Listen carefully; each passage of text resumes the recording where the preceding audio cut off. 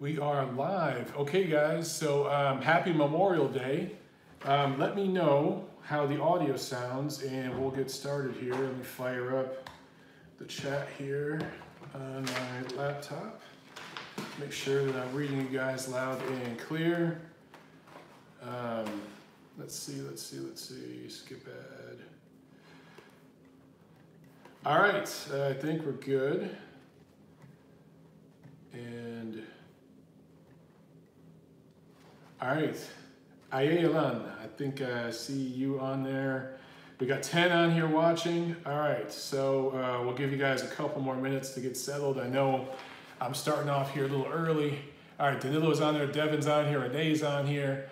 What's up, guys? Hope you had a great Memorial Day. DS Kennels is on here. All right, a couple more minutes. Alex is on here. Guys, thank you so much for joining me on Memorial Day. And I hope you guys appreciate me doing a show on Memorial Day. How many people are doing their podcast today on a holiday where everyone else is just drinking beer and hanging out? I'm here giving you guys a show. So I hope you appreciate it. I sincerely appreciate you being here. Plu is in the house. All right, guys, we're gonna go ahead and get started here. Let's see, I'll make sure I got my audio recording. I've got my chat up here. I've got video. All right, I think I'm starting to figure this shit out. It's coming. It is coming along. Oh, real quick news update for the house. Put in my interior doors this weekend. So we finally have doors. We have closet doors. We have bedroom doors. We have bathroom doors. Devin Cruz is already liked. I appreciate it. Guys, get to the likes right away. And then we're going to go ahead and get started here. Make sure I'm recording for the podcast. Boom. And let's go. Hello, fight fans. Welcome to episode number 173 of The Neutral Corner. I am your host, Michael Montero, for Boxing Monthly Magazine and BoxingMonthly.com. I got a great show for you guys today on Memorial Day. Look, it's a holiday. There's not too much boxing news going on, but there's always something to discuss, right? We had a great feel-good story this past weekend here in boxing, particularly in the United States. As a former Marine, won a world title. That's too damn cool. Myself, I don't know how many of you guys are aware of this. I'm a former Marine, so that meant a lot to me. Joel O just pledged $20 on Super Chat. Dude, thank you so much. That helps me out so much, guys. Joel O, he just kicked it off. Before I can even give you guys the news, Super Chat. We have Super Chat turned on now for the live videos here on MOB. So every Monday we give you TNC live here on YouTube, the video, and then you guys know from there the audio podcast goes out everywhere podcasts are heard. But while you're here watching live, if you want to tip the show, you can do it right here live on Super Chat. So Joel, I can't thank you enough, dude. You are the first, and I sincerely thank you from the bottom of my heart, brother. Thank you so much, guys. Before I get started into some news and notes, this is TNC 173 for the week of Saturday, June 1st. June is almost here, guys. Can you freaking believe it? This year is almost halfway done. And you know what happens this June? I turned 40. I turned 40 years old on June 13th. June 13th. So that's blowing my mind right now. They say as you approach 40 years old, you start to feel your mortality. You start to think about things differently. You start to process things differently. I gotta say, that shit is very, very true. And I don't know if it's because I moved way across the other side of the world, or if it's just because I just became an uncle this year. My baby sister just had a kid, and she's getting married later this year. I just bought my first house. I just bought my first brand new car. Well, that was technically last year, but a lot of things happening. It's blowing my mind. Plu, $9.99. Thank you so much, dude, for the Super Chat contribution. So guys, I can't thank you enough for it.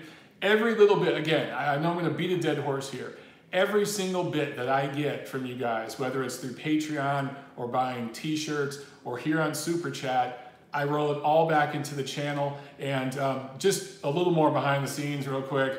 I've been talking to a few folks who do some of the other podcasts. Boseo Tijuana, I've been talking to those guys. I've been talking to the guys who do Ringside Reporter. Just some of the different setups that they use. with the live feed call-in feature, which you guys know I'm trying to get. Well, turns out all that shit costs money. And there's kind of like a starter pack, medium size, and the professional level. You guys know I'm going for the professional level. I want to get the best equipment, the biggest and baddest equipment to make this show awesome. Joel Morgan, dude, thank you so much. Guys, the super chat already, you guys are chipping in. And I'm gonna keep repeating myself. I can't thank you enough. It means so much to me that you guys care enough that, number one, that you're watching me blab into my phone about boxing on Memorial Day. I know you guys are hanging with friends and family and doing that kind of stuff right now. To be here watching the show and then to care enough to contribute to the cause. I mean, I'm trying not to get emotional right here, but seriously, I can't thank you enough. So thank you so much, guys. Okay, so the fee for this episode, you guys know I do a fee every week for every episode. It was going to be two things. One was going to be to break the news and tell you guys about the super chat thing, but already we've had a few of you guys have already broken the news for me, so thank you. Also, I want to tell you guys next Saturday, not this Saturday, but the following Saturday, June 8th, I'm going to do my first live fight party. Haven't done one in a while, so my first in a while for Triple G Rolls. It'll be June 8th. So just want to get the word out there. Make sure you spread the word too. That is your fee for this week. Spread the word about that. Let's have fun. Let's have a party for the return of the big drama show. Now look, not the best fight, not the best matchup. It's a catchweight. I can't stand catchweights. I get it, okay? But a few different things. It is the return of Gennady Golovkin, one of the best fighters in the world. That's news. It is his debut on DAZN. That's news. Diaz Kennels just contributed through Super Chat. That's news too. Thank you so much, Diaz Kennels. Can't thank you enough, man. But the Golovkin fight, Golovkin Rolls, is the weekend before my birthday. It's the weekend before I turn 40 years old. 40 freaking years old. And I'm actually going to be with my cousin, Ricky. He's turning 40. He turns 40 4 days before me. His birthday is June 9th. Mine is June 13th. We're going to be at my friend Greg's house. His birthday is a few weeks after ours. We're going to be doing like a collective birthday celebration, okay? Alex Soares, $10 on Super Chat. Dude, thank you so much, guys. Man, Devin Cruz just contributed through Super Chat. You guys are freaking awesome. Wow. You guys just, are helping me. I was going to say pay for my doors, but no, you're helping me. Look, if I get this software that I want to get for the show, what I'm thinking is this software I want to buy that is, it's kind of like a studio on my computer, and I'll be able to do graphics on the screen. I'll be able to do split screens. I'll be able to show clips while I'm speaking. I'll be able to basically run a TV studio on the laptop. Now, of course, I got to learn how to use that shit, but it costs a lot of money, and it's a monthly fee. And then I have to pay for the phone service for you guys to call in. That's a monthly fee. So I'm going to be paying hundreds of dollars a month just to run the show I want to run. And that's on top of all the equipment. I've got 2 laptops here. I've got a microphone. I've got a mixer. I've got all kinds of stuff happening.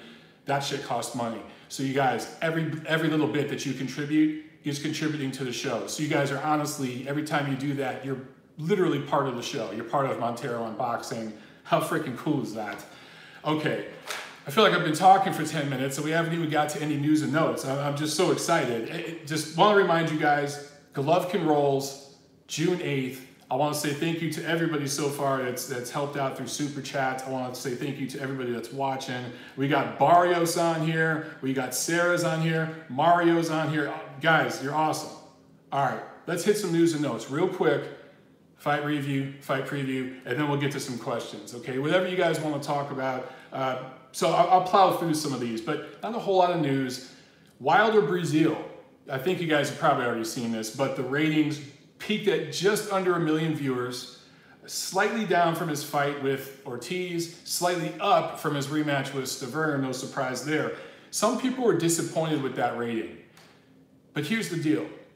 The knockout, Wilder knocking out Breazeale, that went freaking viral, right? There was millions of shares of GIFs and JPEGs and all kinds of funny memes from that knockout.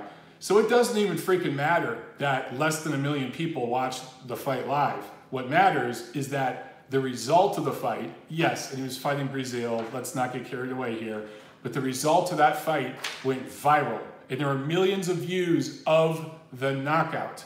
So from that perspective, probably really, really good ratings, right? Okay, also, Tony Yoka, undefeated heavyweight prospect, signs a managerial contract with James Prince. I'm not crazy about this signing. James Prince is a shady character. If you don't believe me, just Google James Prince, Floyd Mayweather, guns, and see what comes up. There's some shadiness with this dude. I don't know why Tony Yoka would sign with him. Just not the best move in the world, in my opinion. But we'll see what happens.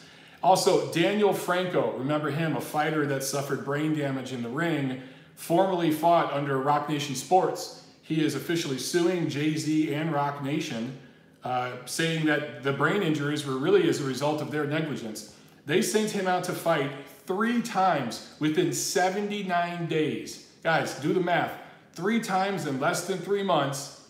This wasn't in some other country. This was here in the United States, where I know California, for example, will put you on suspension after a fight. They won't even let you fight within a certain time frame. Several commissions do that. And Rock Nation, according to Daniel Franco, pushed him to fight after he had had some injuries and some trouble. It wanted to take some time in between fights. They pushed him to fight.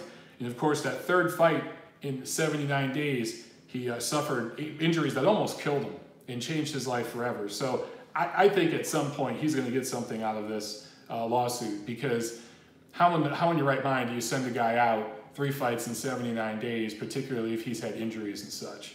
Okay, so that's it with news and notes, honestly. Not a whole lot to talk about right now. Holiday weekend. Let's see what you guys have here for questions. And, oh man, a bunch of you guys are on here.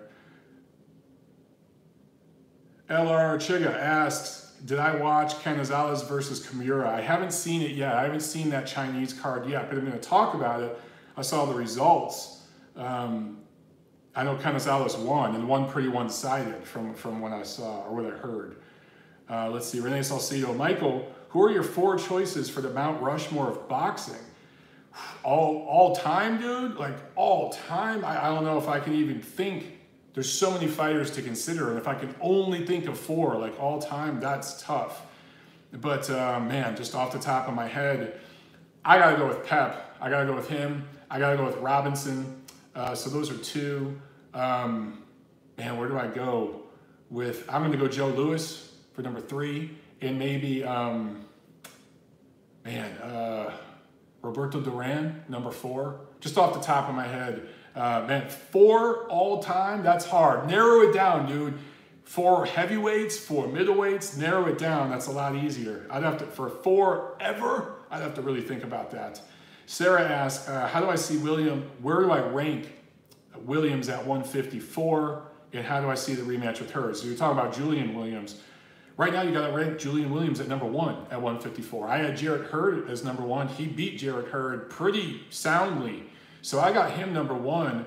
I got Hurd number 2, Harrison 3, Charlo 4, Munguia 5. That's how I see the 154 division right now. And I think Williams beats Hurd again in the rematch. I think Charlo's going to beat Harrison in their rematch. And then I want to see Williams and Charlo fight for all the marbles. I hope that's what we get.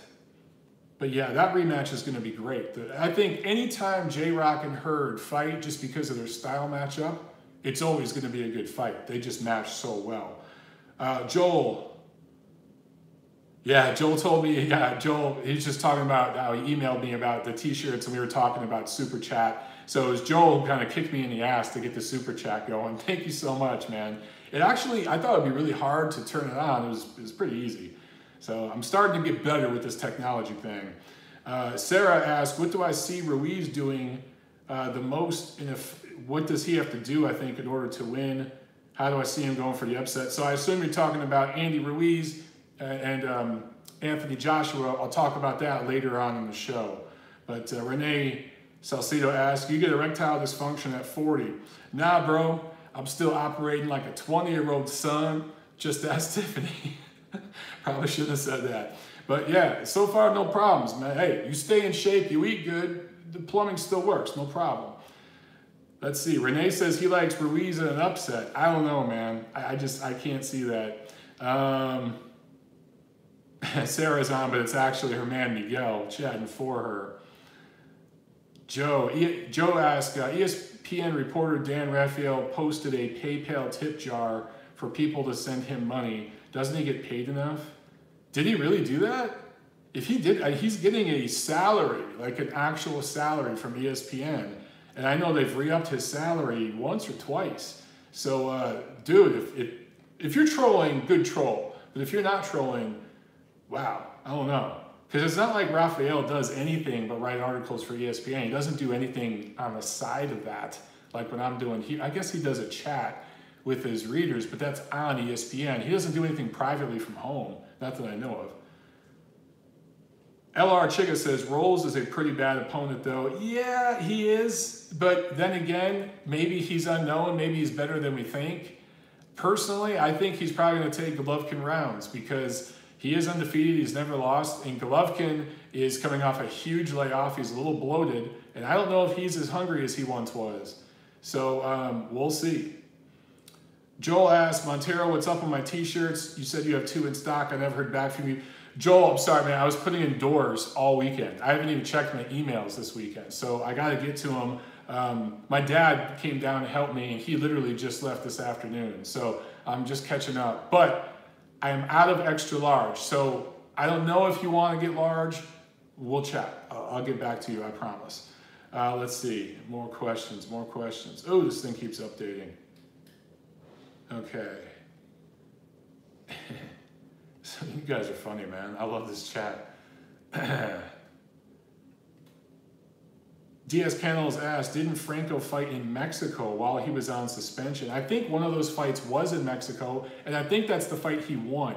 I think he won one fight in between, and that was in Mexico. Looks like Brendan, hold on. Brendan from Champaign just contributed on Super Chat. He asked if Katie Taylor, first of all, thank you, Brendan. I can't thank you enough. Thank you very, very much. And he asked if Katie Taylor becomes undisputed this weekend, should she seek Cecilia Brækhus, then Amanda Serrano, or Amanda Serrano, then Cecilia Brækhus? Okay, so the way this should go, and I'm going to talk about this more later in the show, but I want to get to you right away because you had a question with your pledge. I think that should she be successful this weekend, go after Serrano first. Serrano in America first, in the New York area, somewhere in there. That's on the zone. It's in New York. It makes sense, right? Do that. And, Hearn's trying to do his American promotion thing. DeBella's been promoting Serrano for a while. He's New York based. I think that would do very, very well there. In fact, they could maybe try to do a similar thing to what Clarissa Shields and Christina Hammer did, where they're headlining a small card. I think they could do that. Then, should she be successful against Serrano, then you go after Brækhus, and of course that fight will be over in Europe, probably in the UK, and that's a big fight for female boxing. That is a big fight over there, and it's the biggest fight. If all these things line up, it would be the biggest fight in female boxing history, period. It would be, and it would be for the #1 pound-for-pound spot, and it would be the first lady of boxing. Everyone considers Cecilia Brækhus the best female fighter alive right now. Katie Taylor would be moving up 2 weight divisions to fight her because she's a lightweight currently. That would be huge. But go through Serrano first, then Brækhus. And I'm telling you, man, if she can do that, she's the most accomplished female fighter ever. Period. Endo story. Let's see what else here. Joel O says, Jay Prince is like the Suge Knight of the boxing world. Oh, yeah. Oh, yeah. In music, Jay Prince was the Suge Knight of the South. Very, very true. Again, there's all kinds of stories about that dude. Why Tony Yoka would sign with him, I couldn't tell you. Anthony Rafter says, it'll be interesting to see what happens next with Gary Russell. Not too often you see fighters call out Uncle Al. Yeah. And you know what, man? We've all been bashing the shit out of Gary Russell for years, myself included, because of his lack of activity. Turns out it seems anyway, if you kind of read between the lines here, turns out it's probably all Uncle Al. Gary Russell wants the fights. And if you think about it, he did fight Lomachenko. Although Lomachenko at that time had lost to Salido, so, it's hard to say because he might have looked like easy pickings, at that time. I don't know. Devin Cruz, who do you think will have the better end of career run, Golovkin or Kovalev? That's a good question, man, because Kovalev looked done. I mean, he was in a scrap heap and then came back and had that big win against Alvarez. But can he follow it up? Does he beat Anthony Yarde? Then does he go from there and unify titles? If he does that, that's a hell of a comeback from Kovalev. For Golovkin, it's kind of the same thing. Like, if he fights Canelo a third time, I feel he's probably going to lose.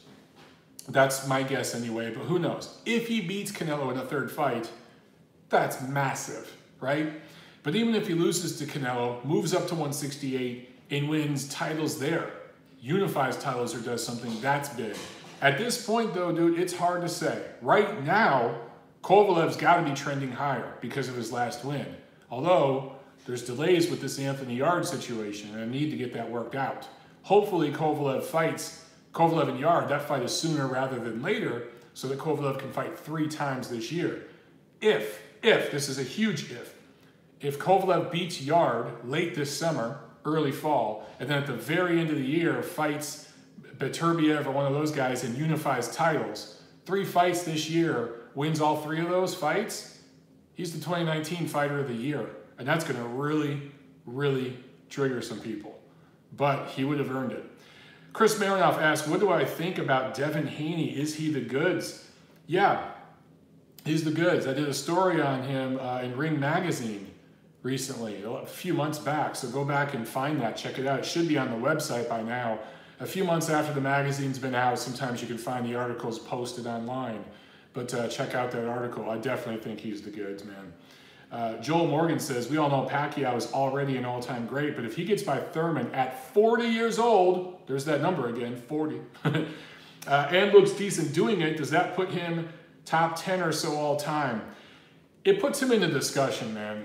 And again, that would really, really trigger some people. But here would be, what the detractors could say is that, well, Thurman hasn't been active. Thurman fought, 3 times in 3 years, 3 times in 4 years, whatever the hell it's been.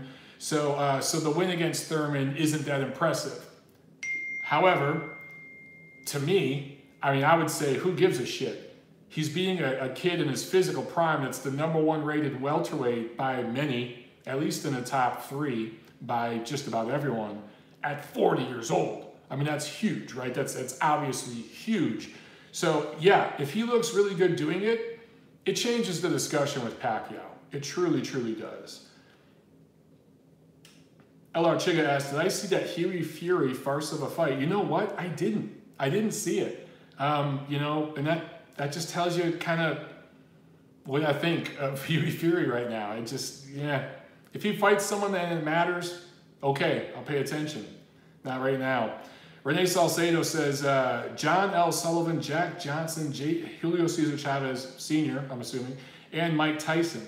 Hey, man, if that's your Mount Rushmore, I ain't going to hate on that. That's a pretty damn solid Mount Rushmore. Tommy Boseo from Montreal says, sup, Montero, you got the best podcast in the boxing game. Keep it going.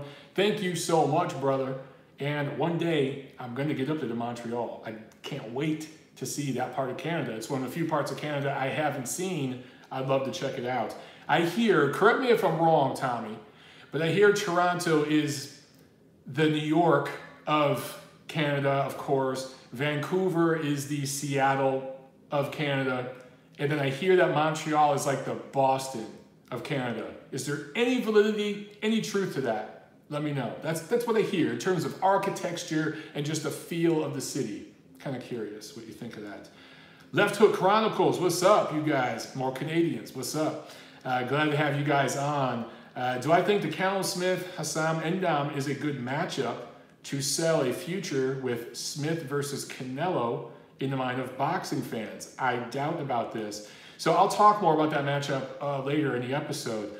But, styles make fights. The thing with Endam, He's always competitive. He gets dropped, he gets back up and keeps on fighting. He's going to be just competitive enough to make Smith look like a machine. I think Smith is going to beat the brakes off him and look really, really good.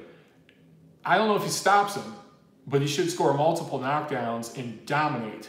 And if he calls out Canelo and we get people heated up to that fight at some point, I think we'll see it. Of course, we're going to get Canelo Golovkin before that. Obviously, that's what's going to happen. But if Canelo and Golden Boy want to take the show on the road and go to the UK and fight Callum Smith, that's a big fight over there, dude. That's a big event. And anytime Canelo fights, it's obviously a huge event in Mexico. It's a huge event here in America, particularly with Mexican-American fans. So that's a global kind of event. And I'm pretty sure they're going to start building that up. Don't be surprised. Callum Smith is probably going to call out Canelo this weekend after that fight. Priyesh Ramesh asks, do I think Canelo vs. Triple G3 is going to happen in September in Mexico at Azteca Stadium? That would be a hard sell for Golovkin. I don't know.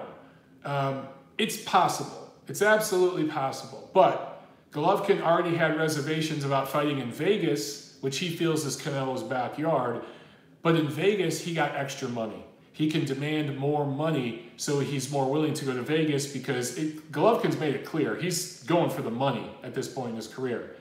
Would Golden Boy and Team Canelo take a smaller split of the purse to entice Golovkin to go down to Mexico City? Maybe, you know, do something crazy like a 50-50 split or something. If they made some kind of gesture like that, then yeah, I could see Golovkin going down there. But I don't know, man. I think it's probably, sadly, going to go back to Vegas.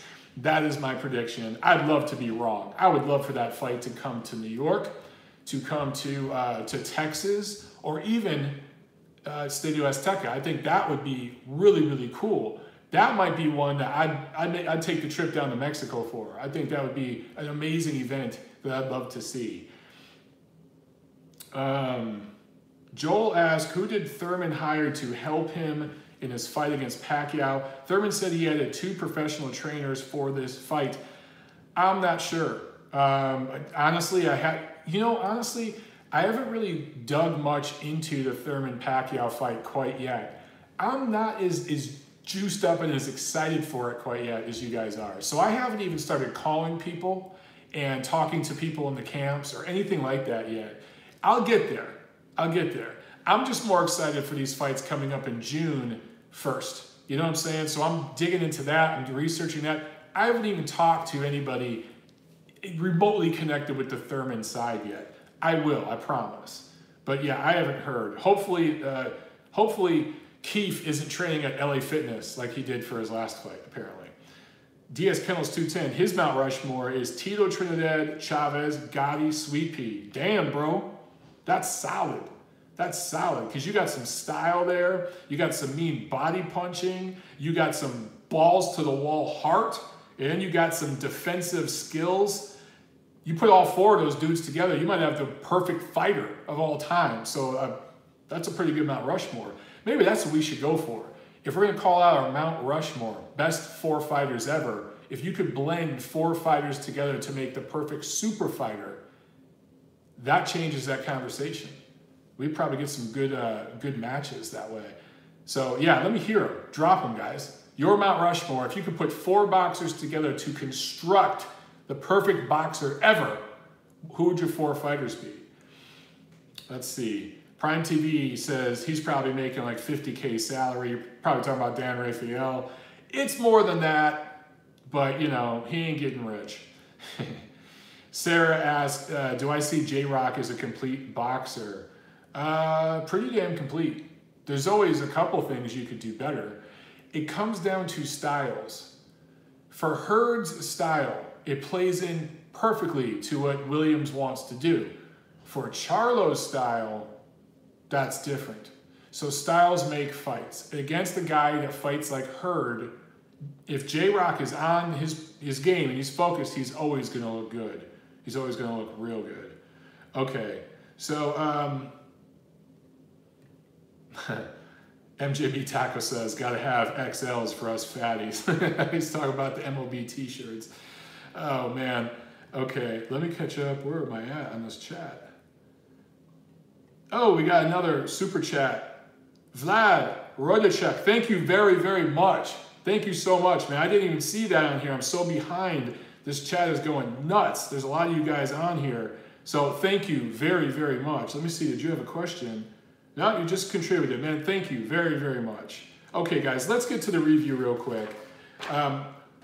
None of these fights last weekend were great. None of these fights were huge, but there was some important stuff that happened, okay? Saturday, May 25th, Kissimmee, Florida, Top Rank on ESPN. The feel-good story of the weekend, and one of the real true feel-good stories of the year in all of boxing. Jamel Herring, fighting Marine, former Marine, wins Masayuki Ito's WBO 130-pound title.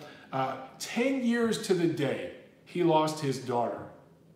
He wins that title. How amazing is that? Scores were 118, 110 twice, 116, 112, and that pretty much reflects what happened in the ring. It was pretty one-sided, not exactly scintillating fight of the year type stuff, but some great skills. And Herring really won this fight just on his jab. He stuck to a game plan all night long, would not break from it, and did a great job. Everything came together for him on this night. It all just worked out for him. He put it all together. How could you not be so happy for this guy? It was just awesome. And that's stuff like that is why we watch the damn sport, because sometimes you see great things like this. And again, I'm a former Marine. Like I told you guys last week, I'm supposed to be unbiased and just, give it to you straight down the middle. Inside in my heart, I was pulling for this guy as a former Marine. It's just such a cool thing. So anyway, he wins the WBO title. Miguel Berchelt was there. He wants to unify with his WBC title. So if I'm Herring, I'm going to demand that Top Rank give me an optional defense in my hometown. He can go back to his hometown. I think that's Long Island, New York. Do a defense there. And then go after Berchelt maybe at the end of this year, early next year. But have that one defense, have the homecoming, all that good stuff, celebration kind of thing, then go for Berchelt. Berchelt is going to be a heavy favorite in that fight, and he should be. But, of course, Herring has a chance. You always have a chance.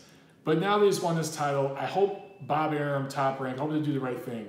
They let him have that one defense at home, and then you go for the big fish. You go to unify. Every champion should have that one optional voluntary defense before you go up against the big dogs. Also on this card, Jose Pedraza scores a TKO 9 win in the co-main. Carlos Cuadras won on the undercard as well. So that was in Florida. Now in Mississippi, in Biloxi, Mississippi, PBC on Fox Sports 1. Main event, horrible decision. Horrible decision. Austin Trout had a draw with Terrell Goucher. Everybody and their mother knows Goucher won this fight, and it wasn't even really close. I think it was a 10-rounder. It was pretty much 8 rounds to 2, 7 rounds to 3, kind of in there. Most scored it that way. One of the judges scored it 9 rounds to 1 for Goucher, and I ain't even mad at that score. It was pretty much an 8-2 type of fight, right? John Dixon, first night scoring fights. He scored 7 fights. His first night ever judging fights, ever. And he didn't judge one fight. He judged 7, including the main event. The Mississippi Commission has no idea what the fuck they are doing. A guy, his first night scoring fights ever as a professional judge, scores 7 fights. I don't care if it's 7 4-round fights. That's one thing.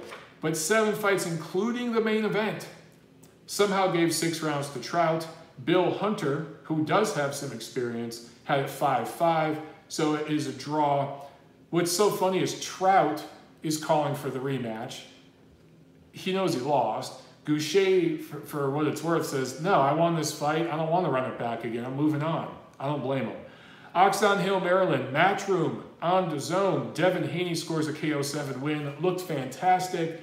Yes, level of opposition is what it is. Looked fantastic.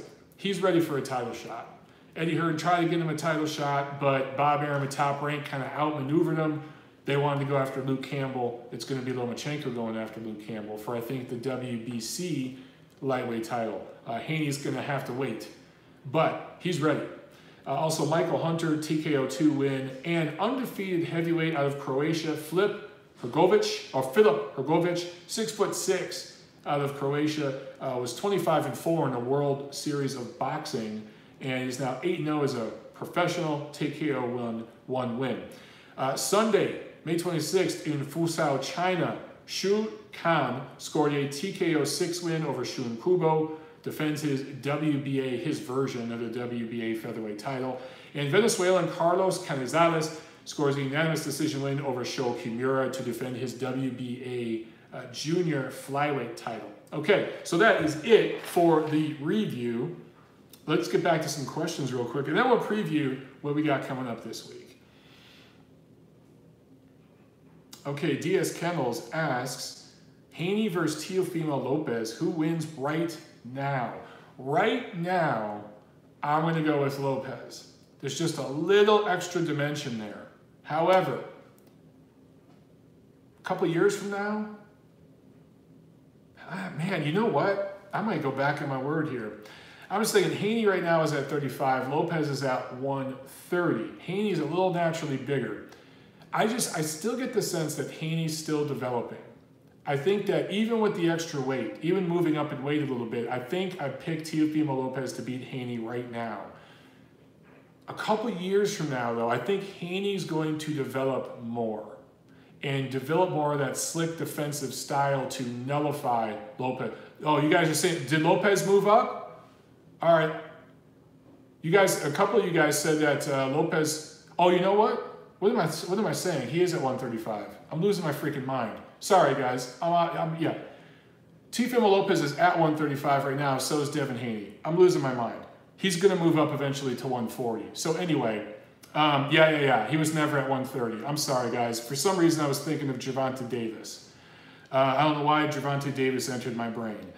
But Teofimo Lopez, that's why I love doing a show live so you guys can correct me. In the past, when I made a mistake like that and posted it, there'd be 100 comments all week long saying, Mike, you got this wrong. Now you guys can correct me on the spot. I love it. Yes, Teofimo Lopez at 35 and Haney at 35. Lopez is the naturally bigger guy who will be at 140 by next year. Haney will probably be at 35 for another year or so. At least that's what he told me. That's what he'd like to do. Right now, though, dude, I just think Lopez is a little further along in his development as a dynamic professional fighter. Haney's still figuring it out. He's the goods, but if they fought right now, I'd take Lopez.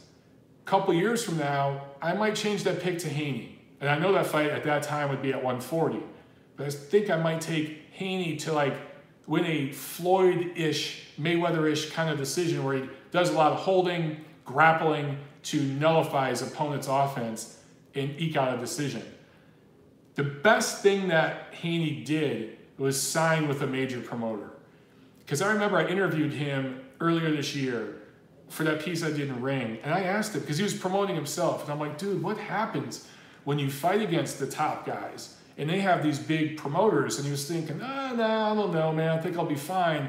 I think he thought about that a little bit. He was like, you know, that Montero guy, that's a good question. And he went and talked to some people. And I'm sure I'm not the only one who's brought up that point. And eventually he ended up signing with a promoter. Eddie Hearn's a pretty big promoter. I think he understands that it's good to have that backing behind you. It helps in those situations. Let's see. LR Chiga said it would be something if Harrison ices Jermell. It would be amazing. Hell yeah, it would be. That would be great. That rematch should be in Detroit. But, you know, the Charlos have more favor with Uncle Al, so it's going to Vegas. Plus, they're going for the money. But Canada Chris asked, hey man, have you ever eaten a donair? It's like a gyro, only way better with sweet sauce. As a matter of fact, I have.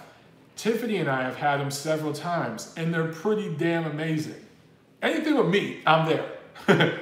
But yeah, the donair, we've had some of those. or it's not, is it pronounced Donner or something? I'm pronouncing it wrong. I know I'm saying it wrong. But there was a couple places in LA that had them. And yeah, dude, they're pretty damn awesome. Sarah says, how long till we get Crawford versus Spence, in my opinion? No sooner than 2022, unfortunately.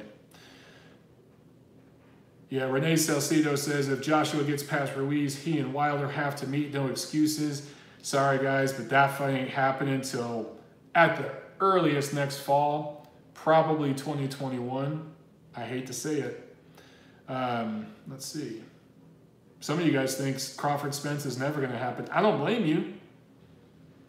Renee Salcido says, women should box topless. That would just be ugly, bro. Punches are so fast, things would flop. Nah, it would not be sexy. MMA topless might look better. You know, just saying. Okay, let's see. Silvio Khan asked, hey Mike, did you ever think about starting Montero Promotions at some point? You'd be one of the rare non-sleazy promoters out there. You know what, dude? I have thought about that. I've talked about it with some people, especially when I moved here to Atlanta. It's something I have thought about. It is a very difficult game to get into, and it requires a lot of money up front if you want to do it the right way. You gotta prop up some money and be prepared to lose money unless you're heavily nested in a certain market. I don't know anybody here in Atlanta. In LA, I knew a lot of people. I probably could have did a small promotion in LA and did pretty well. Here, I don't know anybody. So it's the kind of thing you gotta get, I think, rooted into a community and then have some money to put up and be willing to lose money up front for a year or two. So it's something that I've thought about, and perhaps later on, I'll look at that. Tough business though, bro. One of the toughest businesses out there. DS Kennels 210 says, y'all really wanna see Shields in their topless? You said it, bro, not me, but yeah. Cian is asking, best Irish American boxer of all time. Irish American, so born in America of Irish ancestry. I'd have to think about that one for a while because it's probably going to be one of the classic old school fighters going back to the 20s to the 30s, because the Irish were running the game right around the turn of the 20th century. That's when the Irish were running the game in boxing. So I'd have to really think about that, bro. That's for a real historical question like that. I can't just answer on the spot. Doug Fisher's better at that than me. If it's within the last 50 years, I'm good. But thinking back, I mean, you're thinking Sullivan, just names like that, O'Brien, right? All those guys way, way back then. It has to be one of them. It has to be one of them. Or, damn, who's the guy out of Philly? Not Jack O'Brien. I can't think of his name. Oh, man. There was a really good lightweight, or I'm sorry, light heavyweight out of, maybe it's Pittsburgh. I got to think about that one, bro. I don't want to hold up the show for that, but damn, that's a good question. Anthony Rafter asks, will we ever see Big Baby Miller again? He will never be back if he has to do 365 testing. I think the only way he's going to come back is he's going to have to agree to 365 testing. What promoter would work with Big Baby Miller? Seriously, what promoter would be willing to do that? I can't think of one promoter that would be willing to sign him. I can't think of one promoter who would sign to fight him as an opponent unless he was doing full testing at his own expense. Billy Conn. Joe Blow got in there. Billy Conn. Really great fighter. Really underrated, underappreciated, athletic fighter. He might be Jack Dempsey. But Dempsey was of mixed ancestry, was he not? He was not 100% Irish. I believe Jack Dempsey, I think he was of mixed heritage. But Dana White will work with Miller. Yeah, shit. Dana White will sell Miller his drugs. Conn. I'm serious. It might be Billy Conn, man. Just in a pound for pound sense, that dude was legit. If Billy Conn were fighting today, he would compete. Seriously, he had that kind of talent. Go back and watch some of his stuff on YouTube, guys. Conn, C-O-N-N. Look up some of his old stuff. Really good, underrated fighter. Anthony Raptor, Tank Davis fighting a middleweight after that video. Yeah, no shit. If you guys haven't seen that video on social media of Gervonta Tank Davis looking like a tank, holy shit, you guys got to see. As my seat continues to fall down here, you got to see that. It's out there on social media. It's hilarious. He looks really bad. I don't see how the hell he's going to get down to 130. Let's see. Okay. James Burrell says Montreal is like the Boston of France. I see what you did there. I get it. Prime TV says Raptors in the finals. Oh, you're talking about the NBA. Did they make? Is it the NBA finals already? Holy shit. Guys, I used to love the NBA. I just don't keep up with it anymore. But if Toronto's in, I know that's like a historical thing for the NBA. That's got to be the first Canadian team that's in. So that's pretty cool. That's a cool story, huh? I think the NBA is probably loving that. Yoke asks, is Gary Russell Jr., by way of meeting with Eddie Hearn, publicly putting Alan Heyman in a cross? I think he's publicly telling Uncle Al, hey, look, dude, pay me money, make the Leo Santa Cruz fight, or I'm signing with this white boy over here. Make it happen, or else. That's what all that is. Kansas City Max says first time NBA Finals. There you go. Yeah, so the NBA's got to be loving that. I love when you see stuff like that. So who is Toronto playing? Who's the Raptors playing? R.I.P. Bill Buckner. Did Bill Buckner die? I did not see it. Guys, I haven't caught up on any news at all. I just watched some fights this weekend with my dad when he was down here helping me work at my house. So I haven't seen anything. Yeah, Diaz Kennels says, I heard Thurman was training himself at Planet Fitness for his comeback fight. Yeah, I heard the same damn thing. Warriors. Oh, okay, so it's going to be Toronto and Golden State. Well, I'm sure the Warriors are favored big time. The Warriors got to be favored big time. So you know what? I hope Toronto wins. That'd be a cool upset. I'd love to see. I love upsets. All right? So maybe I'll tune into a game for my Canadian subscribers, my Canadian viewers. In support and honor of you guys, I'll tune into one game and I'll check out the Raptors and hope that they beat Golden State, because I'm always up for a good upset. Holy shit, you guys, there's a lot of chat here. Serge, what's up from Phoenix? Glad you're watching, brother. Michael Montero, this is from Prime TV. He says, so boxing ratings are up and MMA ratings are down. Why doesn't the media speak on this? Simple. It doesn't play into the agenda. Guys, boxing in America is what I call underground famous. It's famous because everybody knows about boxing. It is part of our folklore, it is part of our history, it is part of our culture. There are so many words and pop culture phrases. You'll be in a board meeting with a bunch of stiff bankers who have never seen a fight in their life, and they'll be like, we're on the ropes, guys, and we need a knockout in the 12th round. Yeah, we got to get a knockout, guys. We're up against the ropes, you know? They use boxing expressions, right? It's just part of who we are as a society. So it's famous that way, but it's also underground. Boxing is underground, famous. MMA is more mainstream. It's marketed more to the mainstream. James Burrell says, Loma, Pep, Tyson, Roy Jones Jr. Man, you put that in a blender, you get a pretty damn good fighter. Holy shit. Renzo's on. What's up, Renzo? Thank you so much for all your help, brother. And guys, Renzo's one of the dudes I was talking to about the podcast stuff. He does an awesome podcast. I'm trying to figure out how to make all this shit work. So we're looking into it. He's asking for the Joshua Ruiz prediction. And Oseo Tijuana says, hi. Tell those guys, everyone, what's up? And thanks again, brother. We'll talk again soon. Let's get into that. Let's get into the preview, and then I'll get to these questions. So, okay, this weekend, Friday, May 31st, you know, I've seen this fight in the schedule several times. I've talked about it several times. The last couple times it's been on the schedule, I haven't talked about it. It's been rescheduled multiple times. Would not surprise me if they reschedule it again, but as of right now, this Friday, Shiafan Lunsri, TBE, 52-0, Juan Hang Menalothian, I can't think of his alias. He is supposed to fight Friday for his 53rd fight to defend his WBC minimum weight title. What a useless title. And I've seen the WBC like tweet out posters of him, 52-0, the best record of all time. Go pull your pud.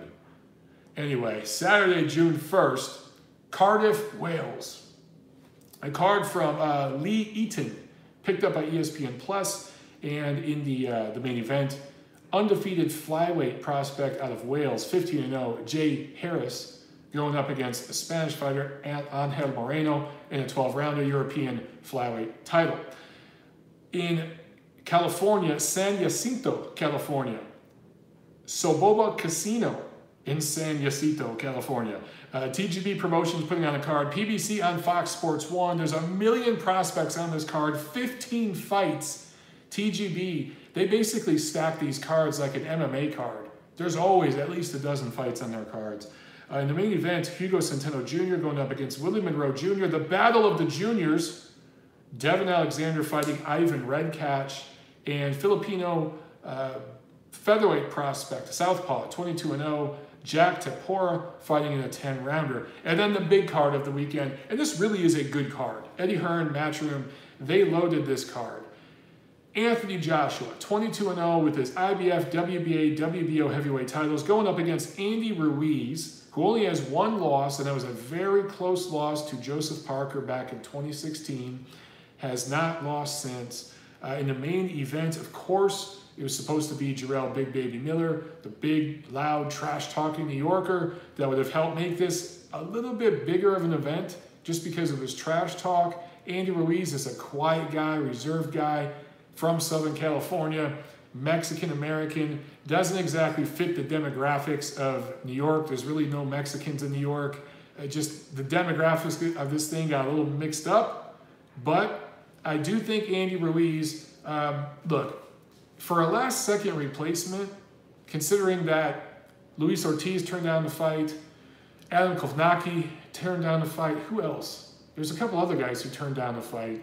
Andy Ruiz said, I'll take the damn fight. Props to him. It also does kind of show what PBC thinks of him, because they would not let Ortiz take the fight. They forced him to sit on the sidelines to fight Wilder. Same thing with Kovnacki. He's going to fight Wilder early next year. So they've got Wilder's trail blazed for him. They got all his path laid out for him, right? Ortiz and then Kovnacki. But with Ruiz, they're like, yeah, you want to take that fight? Go ahead, bro. So it kind of tells you what the PBC thinks of Andy Ruiz, huh? Interesting. Does have balls, yeah. Azier just said Ruiz has balls. I respect balls. Ruiz has balls. I respect balls. Yeah, he does. And does he have a chance to win this fight? No. I don't think he's going to win this fight. He's going to be competitive early. He's going to give AJ stuff to think about early just because of the hand speed, switching up speeds. I think his momentum might break up Joshua's rhythm at times. But eventually, AJ's going to break him down. And I got to think Joshua's going to go for the stoppage here. He wants to make a splash in New York. He wants to make a statement after seeing Wilder make a statement against Brazil. Do I see him stopping Ruiz in the first 3-4 rounds? No, that's not how Joshua fights. Joshua will responsibly set up the knockout and stop him late. 9th, 10th round, somewhere around there. Sarah says Jack Sharkey is the best Irish fighter ever. He's on the list. Definitely on the list. I'm telling you, watch Billy Conn, some of his old fights. Seriously underrated fighter. Also on this card, Callum Smith. I talked about him earlier. First fight since the World Boxing Super Series finale last September. Going up against Hassam Indam, who's 35. His last fight was in December. A majority decision win over Martin Murray. So I think that's set up for Smith to have a competitive, experienced opponent that's going to give him some good work, give him some rounds. Wouldn't be surprised if it goes the distance, but Smith should chop him down and get him out of there late. That's what should happen. We shall see.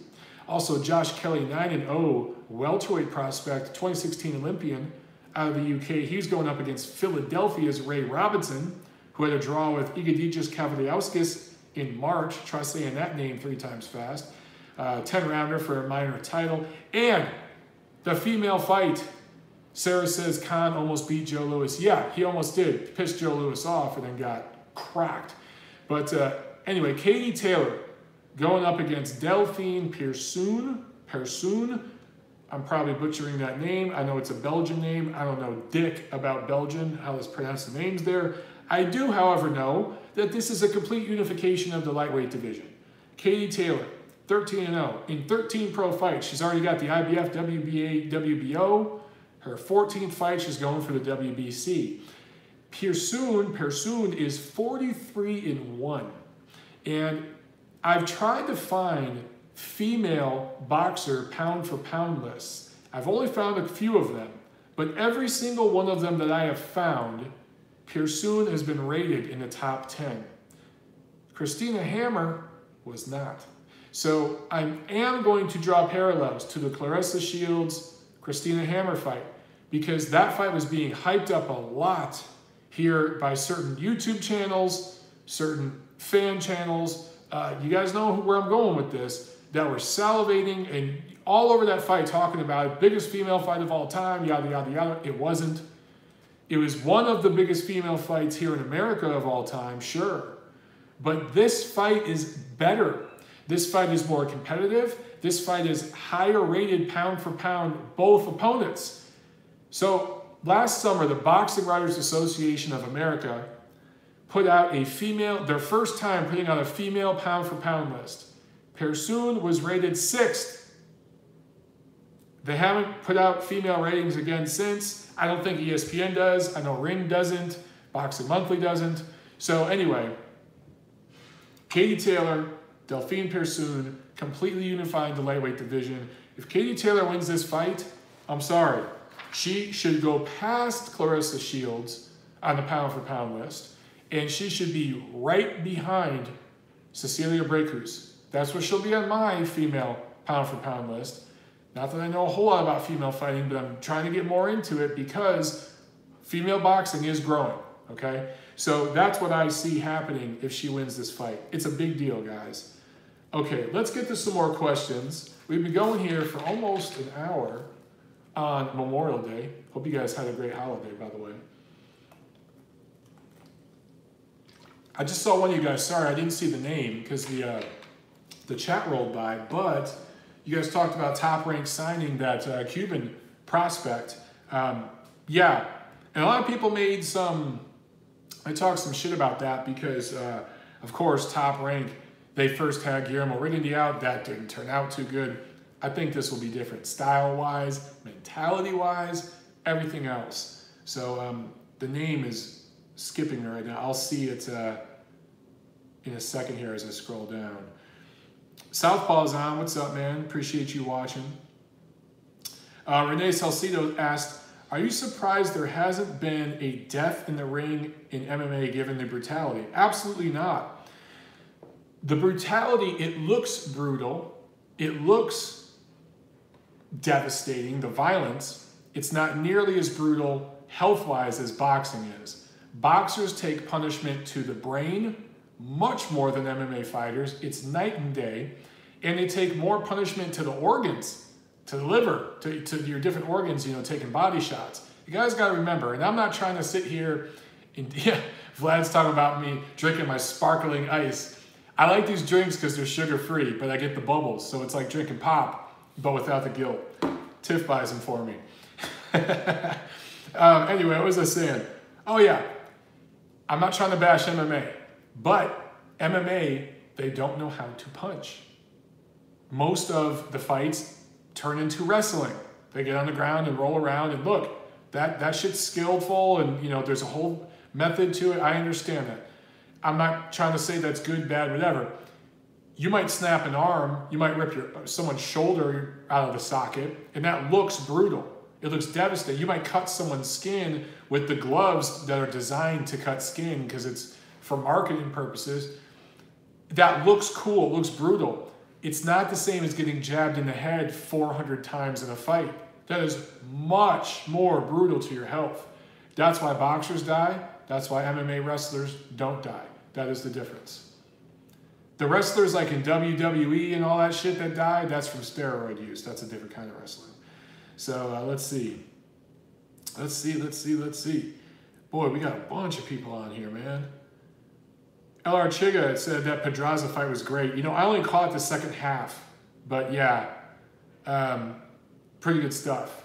Pedraza is still a damn good fighter. Just because the guy got beat by Loma and Tank Davis, people want to shit on him, he's still a damn good fighter. Yeah, LR Chiga's talking about the Trout-Goucher draw. He's comparing it to Korobov-Alim. Horrible robbery. I concur. Tommy Moseo asks, what are my top 3 left hooks in boxing? Are we talking history or are we talking right now? Because, man, if we're talking in history, that's another one I got to really, really think about. But right now, David Lemieux's got a pretty sweet left hook. AJ's got a pretty good left hook. Let's see. Who else? Artur Beterbiev has a nice left hook. Canelo Alvarez's left hook isn't bad. Gennady Golovkin's left hook isn't bad. Regis Prograis has a nice left hook. There's a bunch of them in the game, bro. I have to think about that one. The Fight Scout asked, was I the guy that wrote that unnamed article on Ring.com saying Pacquiao should give up on chasing Floyd? Nope, that wasn't me. I really don't pay much attention to Pacquiao or Floyd. Inoue. Oh, Joe Blow said Naoya Inoue. Great left hook. Yeah, dude. That's the best left hook in boxing right now, I'd have to say. Pretty damn devastating. Inoue, pound for pound, might be the best puncher in boxing.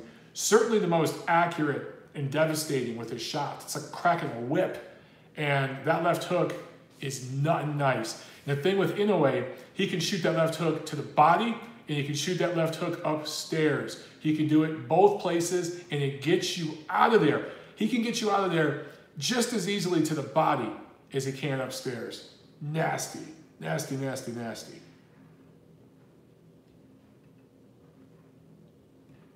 Robbie Patterson's on here again. His Mount Rushmore: Duran, Whitaker, Holmes, Lomachenko. Damn, you guys got some good ones tonight, man. MJB Taco, Devin Haney versus Mikey Garcia. Are you asking about Mike? Because you just got Garcia. I'm assuming Mikey Garcia.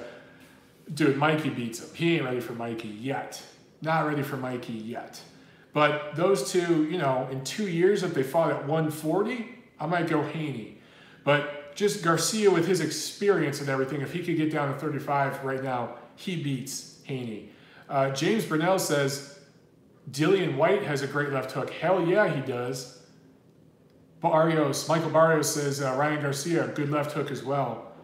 Yeah, man, there's some great left hooks. Nonito Donaire, a great left hook. Anthony Raptor says, rumors on this side of the pond is that Loma-Campbell fight is the last Saturday in August in London. Thoughts on that fight, Mike? Yeah, it's probably going to be around that time. Late August, early September maybe. But, MJB Taco asked, Haney versus Ryan Garcia. I like Haney in that one all day. Garcia would have a chance if Haney's chinny. Okay, he didn't mean Mikey. Sorry, guys, I'm bouncing all over the place. But Michael Barrios, MJB Taco, he asked Devin Haney versus Ryan Garcia. I like Devin Haney in that just because of the fundamentals. Now, Garcia can punch. And if he lands something big in Haney, we haven't seen Haney take a big shot yet. If he could take that shot, his fundamentals, I think, beat Garcia. And I think a counter punch, I think he'd make Garcia miss something and land a counter and knock Garcia out. I actually would pick Haney to knock Ryan Garcia out right now. Okay, but thoughts on Lomachenko and Campbell. Look, Campbell is a good, solid, professional prize fighter. He's going to give it a good go. He's going to be competitive. Might even take it the distance. But you got to favor Lomachenko. You got to favor Lomachenko big. If it goes the distance, 9 rounds to 3, somewhere in there. That's what I see happening. I like Loma big in that fight. Although Campbell, I do think, is very, very underrated by many, many fans, particularly in America. Knight of the Tiles says, I remember they had topless darts here in the UK. Why not topless boxing? Ooh, just make sure you're throwing the darts at the dart board and not at other things if you're playing topless darts. Hopefully the women were good looking and they weren't as large as the men that I see playing darts a lot, because then that topless dart playing could be, I'd put the darts in my freaking eyes, but hopefully, man, topless darts, holy shit. Okay, you guys are talking about Andre Ward's dad was Irish, so, okay. Andre Ward, technically half Irish, so, but then we could bring Dempsey back into it, right? Because I disqualified Dempsey because he was only part Irish. He was of mixed heritage. I can't remember what other stuff he was mixed with. So if we're including people who are just part Irish, well, shit. That's just gonna expand the playing field so much, right? Because there's a lot of black Americans that are part Irish, even if it's 10%. So shit, so, some of the best NBA players ever were Irish, if we're gonna go with that. I'm just thinking, like Tracy McGrady, you know what I'm saying? He didn't look Irish, but he had an Irish name. One of the best basketball players ever, right? So yeah, that changes the conversation. But if it's anyone who's part Irish, well shit, Andre Ward is definitely in the conversation. He might be the best Irish-American fighter ever, pound for pound. I still say Billy Conn. For this chat, I gotta think. You guys always give me great questions that I think about for the rest of the week. Joe Blow says Muhammad Ali had some Irish blood. Yes, he did. He was embarrassed about it. He wished he didn't have that blood. He wrote about that before. But he was part Irish. So Ali might be the best Irish-American fighter. You guys got to give some parameters here and, let me know. You got to be at least a quarter Irish, at least half. How you want to do this? We all know Canelo's part fucking Irish. Come on. But he's not American. So he's out of the discussion. Let's see. Southpaw asks, what do I think of Buatsi? He is fighting this weekend. I like what I see so far. Again, we just don't know if he can catch. He's got to step up in opposition. We got to see. Robeisy Ramirez is who went pro. Cian asked about Robeisy Ramirez. That's who went pro and signed with Top Rank. So according to the folks at Top Rank, Ramirez, completely different than Guillermo Rigondeaux in terms of fighting style, mentality, gets it. They've had talks. It's like, hey, dude, they kind of had the same talks with him that they had with Lomachenko. This is the pros, dude. This ain't the amateurs. You're going to have to build it up and knock people out, go for the kill, et cetera, et cetera. And apparently the kid gets it. I think this is going to be a good signing. LR Chiga says Davis should get on the treadmill. Dude, he should get on the treadmill wearing a vest, one of those weighted vests, and a sauna suit. And even that might not be enough to get back down to 130. I don't know. Canada Chris says, Montero the North. It's the Canadian TNC tonight. Hell yeah, bro. We've had lots of Canada talk on here tonight. I like Canada. Look, man, I grew up in Detroit. It was practically Canada. It was a much shittier, more violent Canada with some different demographics. But, man, I tell you guys, at 19, we go over to Windsor. That's the other side of the river, right there in Detroit, where you could go drink at 19. We go over there, and I shit you not. We'd be standing there at the riverfront because, in Windsor, in the middle of the night, you can leave your door open. You'll see women walking down the street by themselves. Nothing bad happens. It's all good. And standing there, looking across the river, looking at downtown Detroit, you'd hear the sirens across the river in Detroit from people getting shot, all kinds of crazy shit going down. It's so amazing how just a border completely changes culture. Canada is so nice and clean and friendly. There's no crime. And you cross the border and you go right into Detroit and it's craziness. I never understood that. Moonsree TBE, several of you guys said Moonsree TBE. Yeah. Let's see if he fights this time. The fight's been rescheduled a million times. Vlad Rotherchek. I don't know if it says that you gave another $1 here on Super Chat. I don't know if I'm just seeing the first one you did or if I'm seeing it for the second time. Either way, thank you so much, brother. Thank you so much for contributing. I appreciate it. That's how behind I am here in the chat. But we got a lot of questions, man. You guys are hitting me with it today. Kansas City Max says AJ by KO in the 10th. I agree with that. I think it's going to be right around the 10th. And some people will say, you see, he can't get guys out of there the way Wilder does. Different style fighters. They fight much differently. Again, in this generation, I think that Wilder is more like the Mike Tyson. Joshua is more like the Holyfield. So that's the parallel that we're starting to see again. Guys, boxing, like anything else, history repeats itself. We repeat history, whatever it is. But that's the buildup we're seeing. Who had a better career, Holyfield or Tyson? Ask yourself that. Okay, let's see. DS Kennels 210 says, the perfect fighter, the heart of Tor Hammer, the chin of Amir Khan, the speed of Joe Joyce, the feet of Dominic Breazeale, the power of Paulie Malignaggi, and I'm going to go ahead and add one here, the IQ and public speaking skills of Deontay Wilder. Wow, that'd be one hell of a fighter. That'd be a special athlete. Yeah, Robinson Ramirez, CN, you asked again about him. I think he's going to have a good pro career. And you think about how many great, the Cubans don't do that well as pros. But I think Top Rank has learned some lessons in recent years, how to market some of these amateurs coming up, how to change the mentality. I think he's going to do well. I think he's going to win titles. And Vlad says, I'm selling out big to sparkling ice. Dude, I love these drinks. They're $1. They're sugar-free. They're tasty. Tiffany gets mad because she buys like 10 of these, and I drink like 9 of them before she even gets one. Oh, Serge just came through with the super chat. Thank you so much, Serge. Let's get to your question. Let me find it here. Let's see. Okay, Serge asked, thank you again so much, bro, for helping out on Super Chat. He asked, if I were to stack a pay-per-view, $84.99 with 5 great fights, what would it be current? If I could put any 5 fights, okay.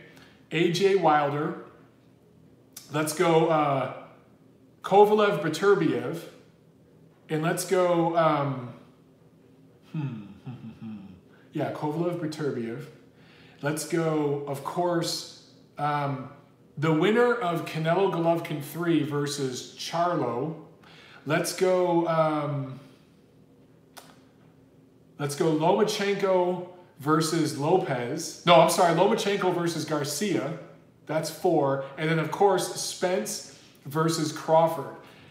That, my friends, is an amazing... Let me ask you guys, would you pay $200 for that? If there was a pay-per-view, I'm not shitting, $200, but you get AJ Wilder, Kovalev Beterbiev, you get either a Canelo Golovkin 3 or the Canelo Golovkin 3 winner versus Charlo, either one of those. You get Spence versus Crawford, and you get Lomachenko versus Garcia. Dude, $200? Yeah, most of you guys are saying in a heartbeat. I know Joel says in a heartbeat. Yeah, man, for $200, I'd pay it. I think some of you guys would even pay $250 for that. Like, seriously, there are people out there who would pay $250 for that.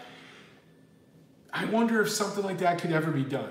If like that new stadium for the Raiders that they're building in Vegas, if they put on a super card like that, we're talking 4, let's just say 4 mega fights. You're basically paying $50 a fight. Holy shit. I think that would actually sell. I really do. Well, we got a lot of chat here. Okay, I'm going to have to skip down. Mark Wheeler asked, when is Triple G fighting? It is June 8th, and he's going to be fighting Steve Rolls in New York, making his DAZN debut, and I will be doing a live fight party right here on this channel from my friend's house, where we're going to be having a birthday party, because I'll be turning 40 a few days after that.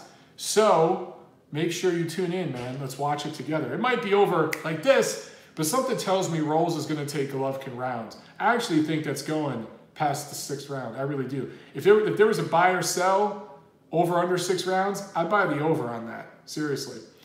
Let's see. More chat. I'm just catching up to some of your guys' Irish comments.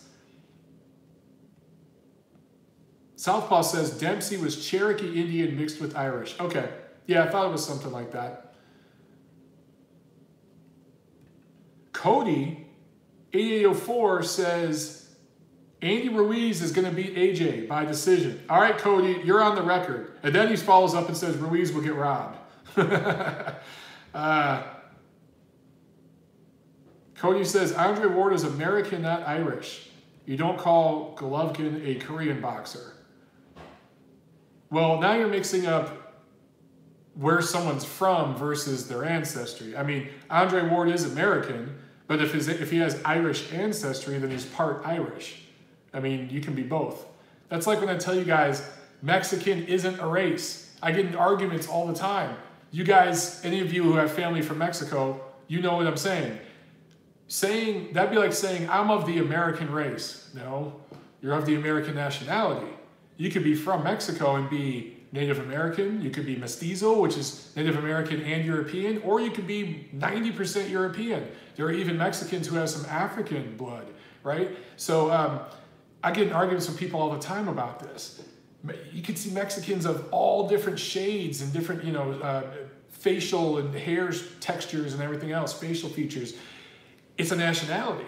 So it's the same thing. Gennady Golovkin, his nationality, well, he's from Kazakhstan, but he's half Russian. He's a quarter Korean. He's a quarter Kazakh. So he's kind of all over the place. So I don't know where you're going with that, Cody. Cody says Arturo Gatti, and he spelled Gatti wrong, is not Italian, he's French, since Andre Ward is Irish. No, Arturo Gatti is Italian. His parents are from Italy. He's Canadian, but I see what you're saying, dude, but you're mixing up nationality with heritage and like ancestry. That's a different thing. Let's see. We got a lot of you guys arguing about this French thing. Oh, Cody 8804. Thank you for contributing, brother, for the super chat. So Cody joined in on super chat. Thank you very, very much. He says Ward Irish, Gotti best French, Golovkin best Korean. Well, Arturo Gatti I don't think is French, but Golovkin is a quarter Korean. So again, it depends how you guys want to play this game. If we're saying you got to be at least a quarter of something to be counted as that ethnicity, then you could call Golovkin the best Korean fighter ever. But he is only a quarter Korean. You could also call Golovkin the best Russian fighter ever. He's half Russian. He's more Russian than he is Korean. So, again, dude, Azier says Golovkin is half Korean. He's not half Korean. I've been trying to correct this for years. I wrote about this in Boxing Monthly magazine. I even contacted Wikipedia and tried to get Golovkin's wiki page updated. His mother is half Korean. Golovkin is a quarter Korean. And I've asked him about it several times. And I've given, Gennady, everyone says your mom's Korean. He goes, no, half. She half Korean. My mother half Korean. I'm quarter Korean. That he's told me that multiple times. So there you go. Azier says, fine, Golovkin is a quarter Korean. Now you got it. Just get it out there, correcting it. Because I see people saying, and I see that stuff on Wiki and all the time. Just where you see things that are just incorrect. You're like, damn it, I want to fix this. And I gave Wikipedia my article in Boxing Monthly magazine where it's in print. And I said, look, this is a direct quote. I have the audio. I have the audio of all my interviews for all my articles on my computer. I could pull that audio clip right now. And I told them, dude, this guy says my impression's awful. Survive said my impression. Come on, my Gennady Golovkin impression's pretty good. I drink the sparkling ice because there's no sugar. I'm good. Yeah, it's not the best, but that might be a little more Sergey Kovalev than... I've actually done my Russian accent with my Russian friends, and several of them are like, dude, you sound like you're from the region that Kovalev's from. That's your Russian accent. Anyway, okay. We got all over the place, dude. See, Joel says that accent was, impersonation was better than he was expecting. There you go. Hamed92 says, Kim is Korean. I think you're referring to Steve Kim. Michael, serious question. Is Steve Kim prejudiced or racist towards black people? Yesterday, he made a remark on Ringside Reporter calling certain fans think he was referring to black fans. No.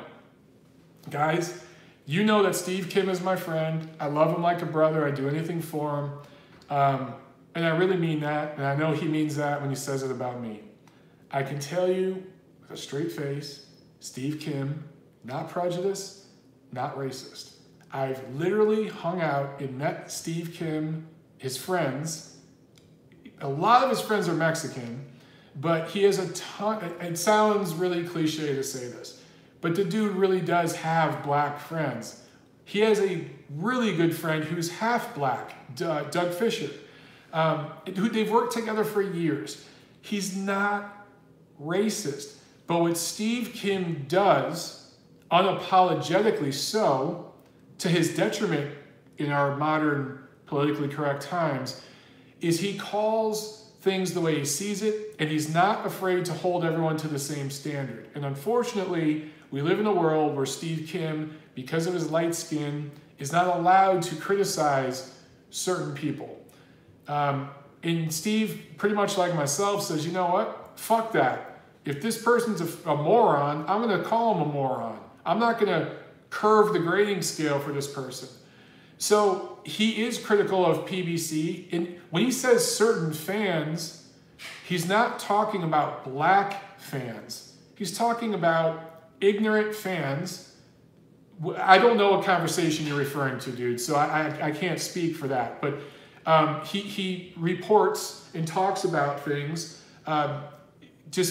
He tells the truth. There are some ignorant fans out there. Sometimes the ignorant fans are Caucasian, sometimes they're black, sometimes they're Native American. I don't know. But if he criticizes of somebody who happens to be black, that doesn't mean he's racist. It just means he's criticizing somebody. In fact, I personally feel, and I know Steve feels the same way, when you truly feel people are equal, you criticize them equally. So Steve Kim, and I know this, we've had the conversations with our black friends in the room, members of press, talking about the LDBC guys and some of these people. And the thing is, Steve is like, look, dude, black people are equal to everyone else and can handle the criticism. I'm going to treat them the same way I would treat a fellow Korean or anybody else. And I'm paraphrasing, okay? That's not an exact quote. But for him to do that is his way of showing respect to black people, because it's his way of saying, dude, you're a big boy.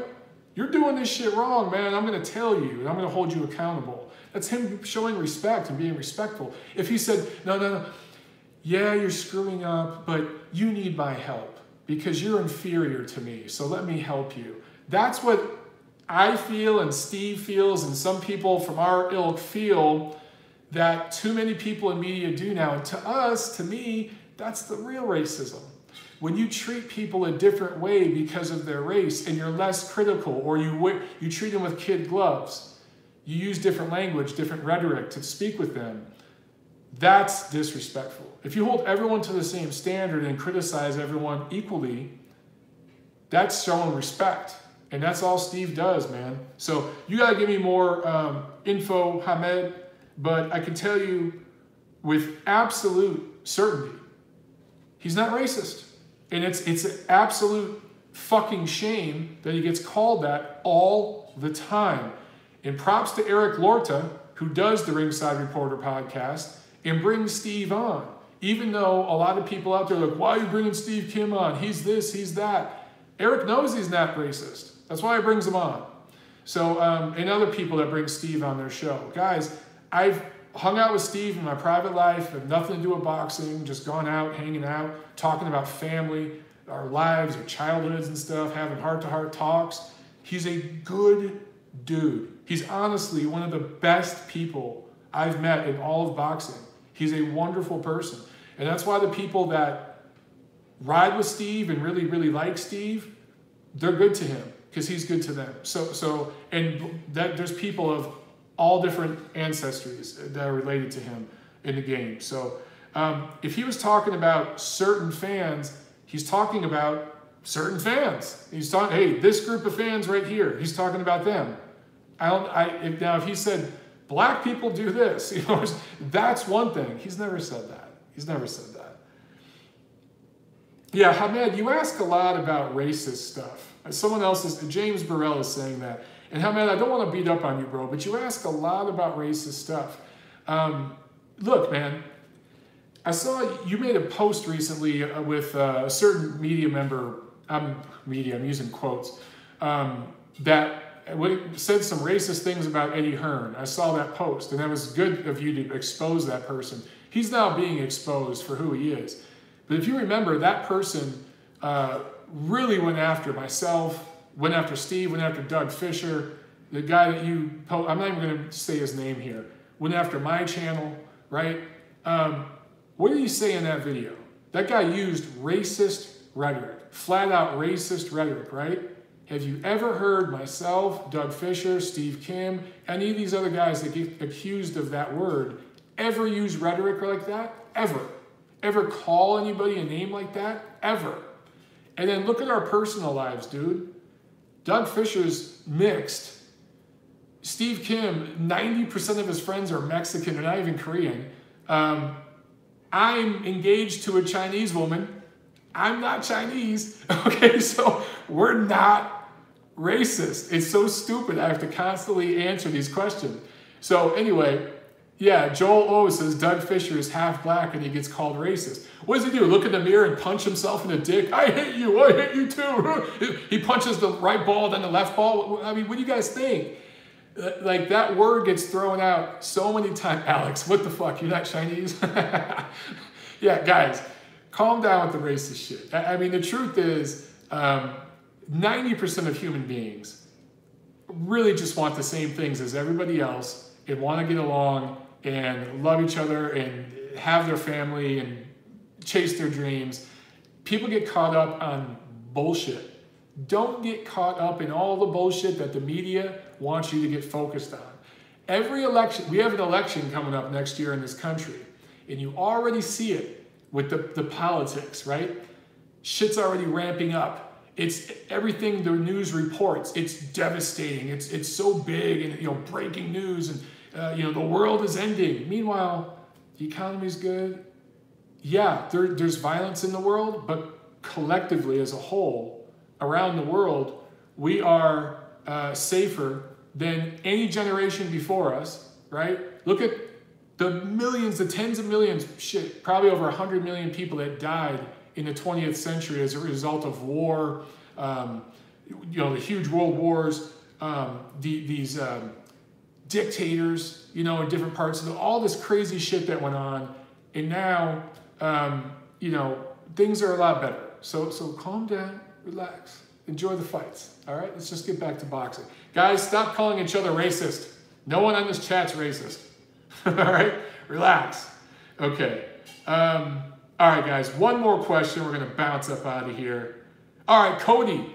Cody8804 back with Super Chat once again. Thank you so much. Thank you so much, brother. And then he said, I predict Ruiz clear decision, gets robbed by Joshua, fans play along. Dude, you're on the record. I'll tell you right now, if Ruiz beats AJ and gets robbed, I'll be right here calling you Nostradamus, okay? I don't think that's going to happen. I think at best he'll win 2 or 3 rounds, but we shall see. We shall see. Azier says, everybody's racist except for me. You know what? You're right. We're all racist. Except for you, bro. But let's see. Vlad says the inherent for profit media structure promotes sensationalist stories. That's the quote of the night. And that's the realest, most truest quote that we've seen in the chat tonight.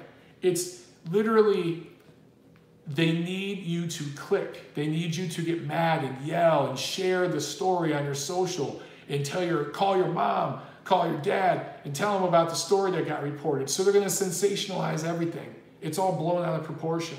Joel O says, Trump will win again because of all the identity politics. Democrats are eating themselves alive. I got to say, I don't watch a whole lot of news anymore because it's so negative, but there is some truth in what you're saying, Joel, because Trump, I personally think, won because the identity politics from the authoritarian left has gone so far, it has pushed moderate people to vote for a guy who has no business being in the White House.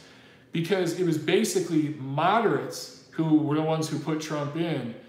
Because the bases are going to vote for who they vote for, right? The moderates are who sway elections in this country.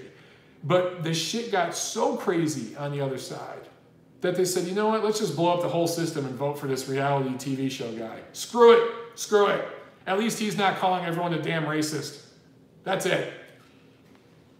So that's what I think happened. But anyway, I have no idea who's going to win. There's like 480 people running for the Democrats, and I don't know which one of them is going to run against against Trump. But I'm probably not going to vote for either of them. So there it is. Okay, guys.